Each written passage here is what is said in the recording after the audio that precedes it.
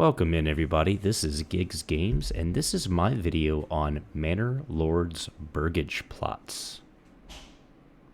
So one of the things that I wish I'd known before I got 6 hours into Manor Lords was how to properly do Burgage Plots. This is a Burgage Plot that I built right before I started this video. It's partially built, as you can see. It's kind of, there's a frame structure going up. But one of the things that you really need to understand about the Burgage Plot is that there are three aspects to every plot that you build. So I'm going to build a singular plot, or I'm going to try to here. As you see, or will see, I'm going to have some difficulties here. So I keep getting a 2-house, 2-shed configuration. I want those sheds so that I can build things behind my Burgage Plot, but I also want the option to be able to later expand that plot so that I can add extra population into the house. And that's something that I'm having a great deal of difficulty with as I continue to try to build this plot. So I try to expand the plot, make it a little bit larger, make it just a little bit smaller, and I'm having trouble with that as I click to the road. It's just kind of one of those things with this game that you'll probably find frustrating as you get the snap to, and you'll see as I kind of make it a weird shape, I barely get it there in the corner, and I just didn't want the oddly shaped plot in the middle of my downtown area.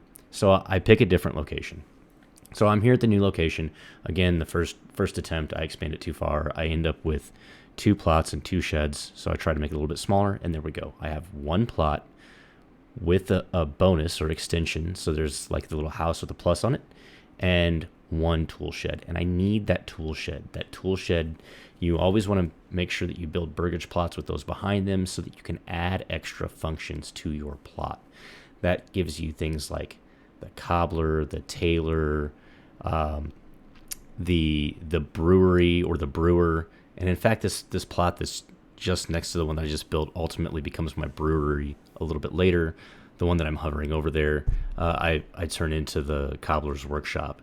But as you can see, there's a lot of different options there. So you've got your cobbler, your fletcher, your armor, your blacksmith, your brewer, your wood parts maker, a bakery, and then there are some different garden plots. And I'll go ahead and show you those garden plots here. So if you look at all of the houses at the bottom of the screen, all of those have very large backyards. So what I'm doing with those backyards, it costs a little bit of gold, but if you right click again on your Burgage Plot, or click on your Burgage Plot, left click on your Burgage Plot and open it up, you'll see the hammer with the gear around it. It gives you the option of adding extra capacity to that plot, and then ultimately I want to make sure that I harvest all those trees before I go in and commit resources so that I don't lose those trees or dig up those trees when I go to start construction. I'll ultimately turn all of the rest of those into apple orchards later. Apples give you a lot of food. You want to make sure that you get a good food variety, so you'll have apples, you'll have vegetables, and then you can add eggs, and you can get 3 different types of food out of your Burgage Plots before even getting into the more traditional farming types of things.